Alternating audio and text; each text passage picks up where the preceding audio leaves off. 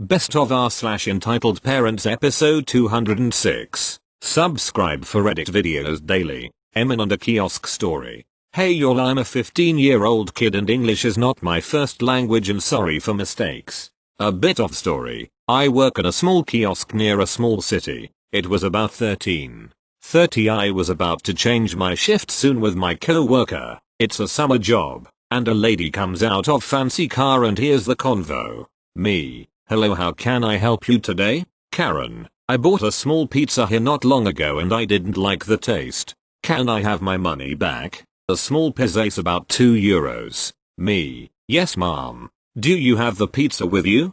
Karen, no, I ate it. Me, well, do you at least have a receipt to prove you bugged it? Karen, well, I bought it like 2 or 3 weeks ago. Me, well, I'm sorry mom, if you have no proof you bought the pizza I can't make a return of it to you.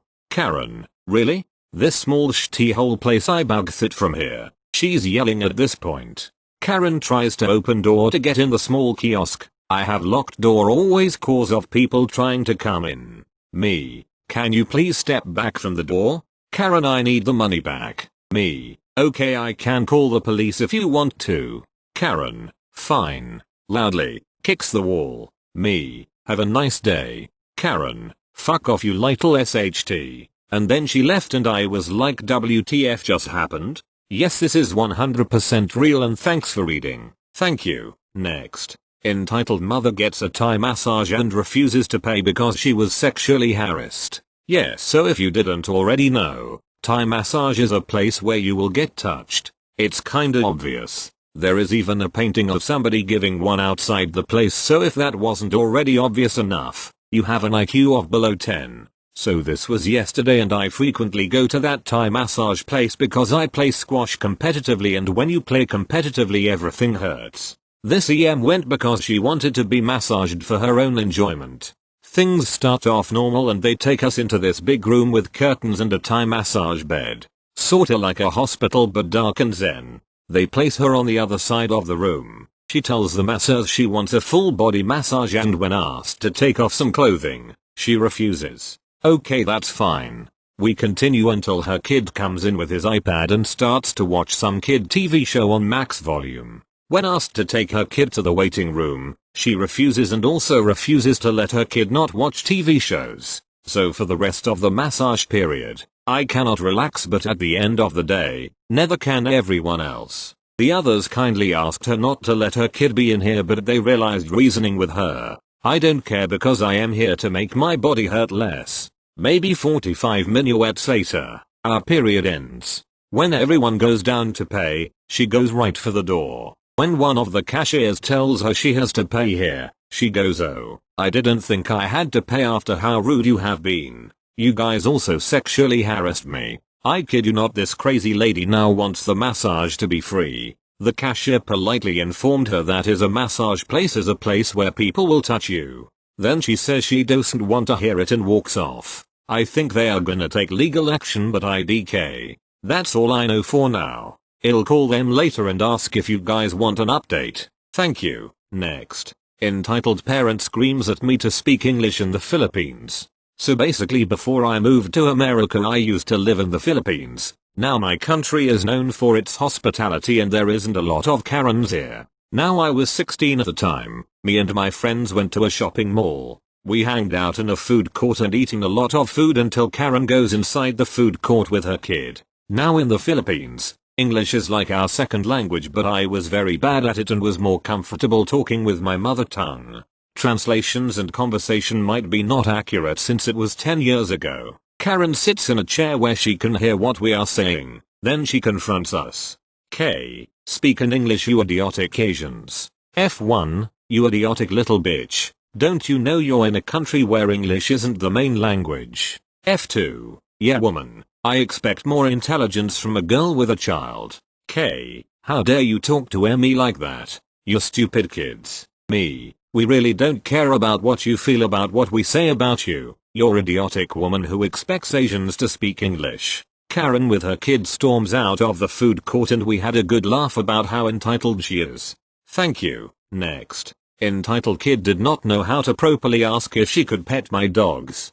So this story is pretty mild compared to some other stories here, but it always irritates me to no end when people don't think animals deserve any respect. This happened about a month ago. Me, my dad, my sisters and some extended family are spending the midsummer weekend at our summer cottage, and as a last treat before we all go our separate ways, my dad and uncle decide to take us to a famous cafe for coffee and ice cream. We are all adults, by the way, but hey, free ice cream. The place has a terrace, so I took my 2 dogs with me. The place is crowded and I stay outside with the dogs as the rest of the family goes in to get the coffee and ice cream. I have the dogs in a tight leash and we actually stay outside the terrace to avoid the crowd.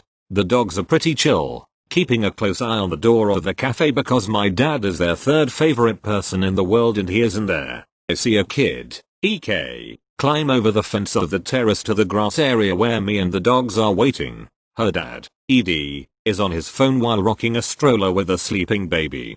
I pay the EK no mind, assuming she'll just mind her own business, but then she runs by us, quite close, giggling. She runs by us again and she's looking at the dogs, so I assume she wants to pet them or play with them.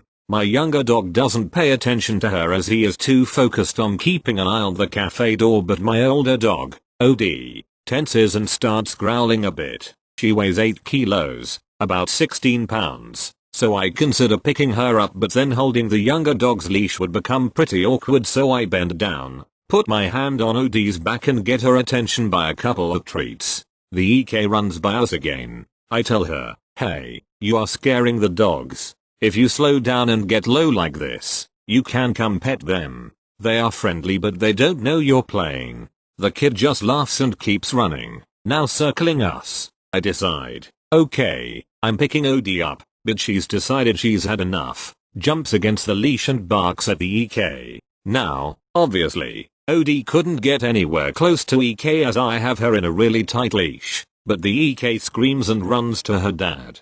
Oh boy, ED, did your dog bite my child? Me, no, I have eyewitnesses plus there is obviously no mark on the child. ED, then why is she crying? Me, she got scared when my dog barked at her. She was scaring the older dog by running too close and my dog got irritated. I did warn her, ED, you should train them better. Me, I know they can get agitated in certain situations, which is why I don't let them roam free or even in a loose leash. My dog is allowed to express that she is scared. It's my responsibility to make sure she doesn't bite anyone by keeping an eye on her, you know. Like you should be keeping an eye on your child so she doesn't scare dogs. ED, I have 2 children to keep an eye on. I can't always have my eyes on both of them. Me, if you can't keep your attention on a child that literally climbed over a fence so she could pet my dogs, then maybe teach your child how to ask if she can pet dogs without scaring them. ED, dogs like yours should be put down if they can't behave. I am starting to lose my patience at this point, but I have worked in customer service for a really long time, so I am trained in keeping my emotions at check. Me, my dog would have had no interest in your child if she had stopped running. She'd probably be on her back, happily being pet right now if your child had just asked if she can pet my dogs instead of running around us, even though I warned her. OD actually loves kids if they know how to behave. At this point, my family comes with the ice creams and coffees. They had seen what happened from the cafe window and jumped to my defense. A couple of strangers also start to defend me, saying that both the dogs had been model citizens until EK started annoying them and that I had been keeping a better eye on my dogs than his children. Finally, the EK's mom emerges from the cafe and starts lecturing both her husband and daughter and apologizes to me. She had seen the situation from the window also and had even bought the dogs a couple of dog-friendly biscuits that the cafe offered and promised me she'd educate EK about how to approach dogs. The dad still tried to defend his reaction, but the mom was having none of it and she was pretty pissed he had allowed EK to climb over the fence. She could have run off. I don't point out that maybe she should have given up her place in the queue to come out a bit sooner, as I'm just happy to have her on my side. We get a table in the corner and the dogs happily munch on their biscuits with no further incident. Thank you. Next. EM tries to get me fired from my job. In this case, the entitled mother is my own. Long story short, she had mental issues, and she was abusive and neglectful to all her children, her own 2 and her stepchild as well. All of her children cut her out of their lives, some permanently, like me, and some temporarily and repeatedly. This particular little gem took place about a year and a half after I cut all ties. She didn't accept that lightly and kept trying to worm her way back into my life, taunting me with the fact that she knew where I was or what I was doing. I just kept cutting ties. I came into work one morning, and my boss pulled me into the office. I was assistant manager of a convenience store, and my boss told me a woman called earlier that morning and accused me of not only being rude to her and refusing her service, but also of swearing at her and stealing money from her. To say none of this made sense to me was the understatement of the century. I told her to check the cameras and ask the people I had been working with for the last week. This simply didn't happen. Along the way, the sinking sensation settled in. The notes my boss took were more detailed and some of the things the woman said sounded a lot like the rants my EM made when I still lived with her. Me. Did she call me? Legal name? Boss? Yes, she did. Why? Me. What does my name tag say? Boss? Oh. Shit. I didn't keep my legal name on my work name tag, just in case some nutcase wanted to find me. This came after I had a crazy drug dealer try to adopt me as his new girlfriend, against my wishes. There was only one person who would do this and would use my legal name to do it. I ignored her, but I had my father tell her to back off and that I knew what she did. The next time, I was calling the police on her. She tried a lot of other things, but she never tried that one again. Thank you. Next.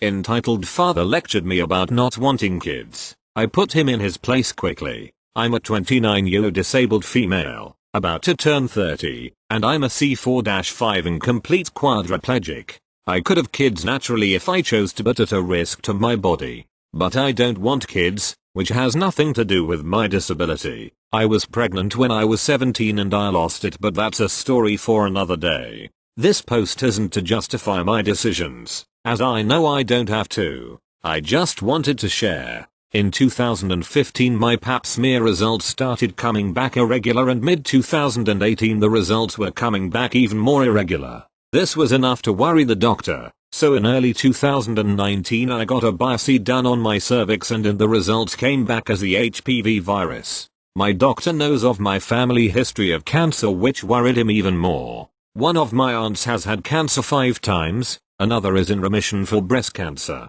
My dad and both his 2 brothers have had skin cancer. One of my dad's brothers has just gone through his 4th round of chemo. Needless to say, I was worried.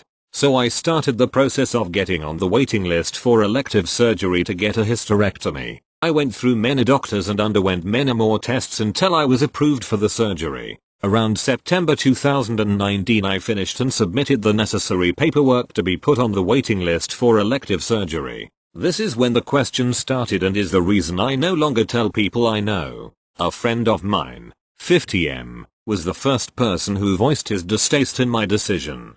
Let's call him Gary. The conversation went something like this. I can't remember how the conversation came up. Me, I'm getting a hysterectomy. Gary, what? Why? But you won't be able to have kids. Me, I know, but I don't want kids anyway. Gary, what if you change your mind? Me, there are a lot of kids in foster care that need homes. Why would I want to add to that? Gary, but you're a woman. Women are supposed to have kids. Me, that's incredibly sexist. Just because I have those organs doesn't mean I'm obligated to reproduce. Gary, I think you're making a mistake though. Me, no uterus, no opinion. Not that I'll have them afterwards anyway. Gary, but what if you change your mind? Me, I'm not going around in circles with you. I'm sorry I brought it up. Gary, but, I cut him off, having had enough of it and wanting him to stop. Me, my cervix might turn into cancer. That shut him up real quick. I can't remember what he said after this, but I don't really care. I'm doing this for myself and I don't need to justify it or explain myself to anyone. Not everyone wants the same things in life. And I know that Gary is allowed to voice his opinion, but I think the way he went about voicing it came across extremely sexist and misogynistic. To clarify, Gary isn't my father, but he does have kids. A daughter around my age, which might have something to do with his reaction. Thank you. Next. Family of douches gets annoyed at me for doing my job.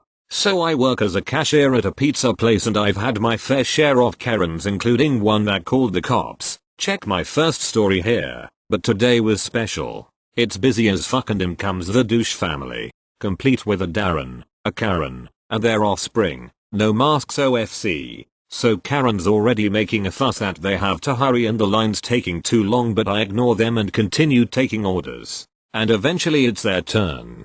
Darren starts rambling on about how I'm too slow and that they're in a rush, but I silently just take it and take their order. Their order rounded up to $27, and when I ask them how they will pay they say cash. Then Karen pulls out her coin pouch and dumps an avalanche of change. So now I'm fuming because I hate this type of shit, and when the order is $27 fucking it'll be a pain. She slides the change to me and says that'll cover it, so the cogs in my scheming brain start turning. I decide to be a good cashier and count the change slowly just to make sure I have the right amount. And then I just accidentally ended up messing up and had to restart. Karen was fuming at this point, but I just told her with my customer service voice, "Sorry mom, but I need to make sure that this is the correct amount." I could hear snickering from the other customers who already paid, and thankfully douche family was last to order, so I decided to punish them for their entitlement a tad bit more. I then dropped the change and took my time picking them up and handed them their receipt. The douches spend more time ordering than waiting for their pizza. Was I being a dick? Yes. Did they deserve it? Yes. Sorry for the long story, but this just happened so I remember the details. Update. My boss texted me and told me the family of douche made a complaint and said I was being rude. Worth it.